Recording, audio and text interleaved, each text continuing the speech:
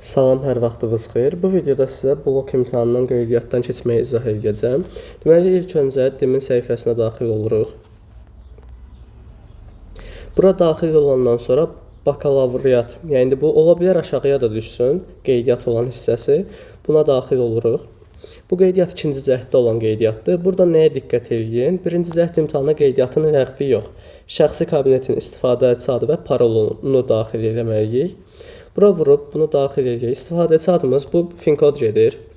Finkodumuzu daxil edək.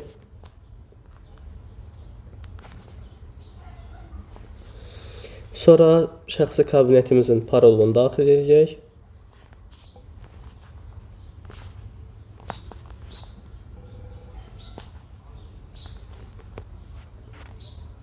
Açılan səhifədə bizə lazım olanlar nədir? Zaten qeydiyyatdan, yəni ilkin qeydiyyatdan keçmisiniz deyə bu hissələr, yuxarı hissələr sizdə var.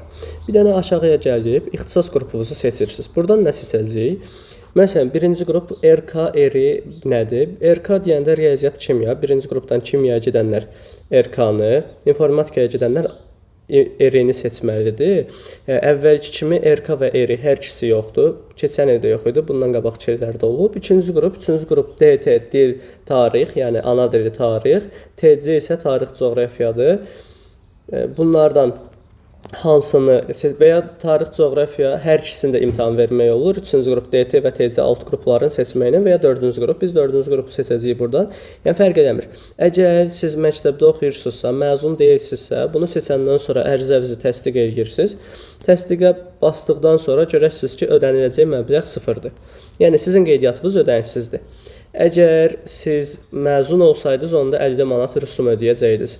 Bir dənə də burada əlavə məlumat, həm DT, həm TC, üçüncü qruplar hər iki imtahana girənlər əlavə 30 manat ödəniş eləməlidirlər.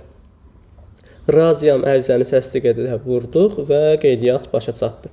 Bu qədər bəsit. Yəni bu qeydiyyat rahatdır, buna görə əlavə ödəniş eləməyinizə ehtiyac yoxdur. Çalışın ki, özünüz elə qeydiyyatdan keçəsiniz. Sağ olun, salamat qalın.